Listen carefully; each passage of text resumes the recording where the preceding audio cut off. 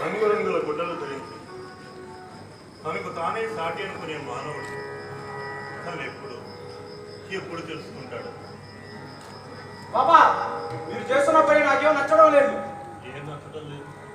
ఈ హిందువులతో ప్రేమగా ఉండటం, వారితో కలిసి భోజనం చేయడం, వారి పూజలు అందుకోవడం, పవిత్రమైన మసీదులు దేవాలయంగా మార్చడమే కాక దేవుడి మతం కూడా మార్చి మమ్మల్ని మోసం చేయడం, ఇవేవి నాకు నచ్చడం లేదు.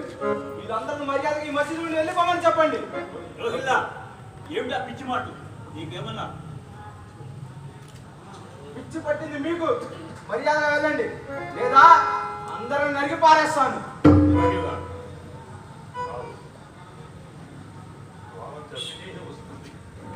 నన్ను చంపు, నీ సమస్య తీరు.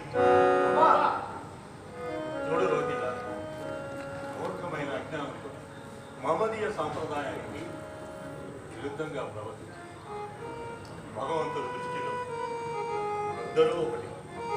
భగవంతుడు సర్వాకారం, నిరాకారం. ఏ రూపంలోనైనా కొలవచ్చు, ఏ ధ్యానంలోనైనా పూజించవచ్చు. ఖురాన్, బైబుల్, భగవద్గీత ఈ 3 గ్రంథముల సారాంశం ఒకటి. దేవుళ్ళందరూ ఒకటి. క్షమించు బాబా. మనుజుడైన వాడు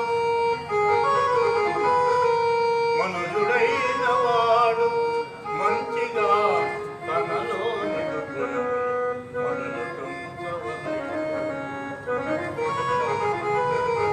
మనుజుడైన వాడు మంచిగా తనలోని గుణములు మొదలు కృంచవలయు. పసుగుణముల వీడి పశుపతి కావలే. సత్యమైన బాట సాయి మాట.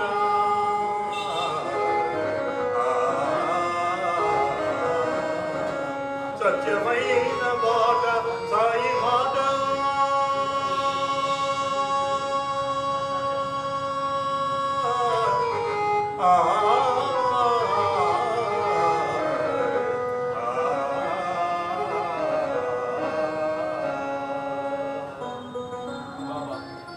నీ మనసు తెలుసుకోవడం వివేకంగా ప్రవర్తించారు. నన్ను మన్నించు బాబా. మీరందరూ సఖ్యతగా ఉంటేనే ఈ ద్వారకామాయి తలుపులు తెరిచి ఉంటాయి. పద్ధతులు వేరైనా పరమాత్మ ఒక్కడు. మందిరమైన, మసీదైన, కట్టిన కూలీలు ఒకటి, నిలబెట్టిన ఇటుకలు ఒకటి. నేను చెప్పినట్లు ఆచరించండి.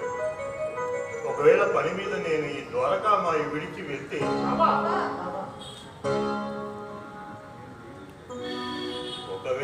ఏదైనా పని మీద ఈ ద్వారకామాయి విడిచి వెళ్తే నేను లేదనుకోకుండా మీ విధులు మీరు సక్రమంగా నిర్వర్తించారు. అదేంటి బాబా, ఎక్కడికి వెళ్తారు మీరు? ఎందుకలా? ఆ అవసరాన్ని బట్టి ఆచరణ ఉంటుంది. త్వరలో మీకు తెలుసు. హిందూ, ముస్లిం, సిక్కు,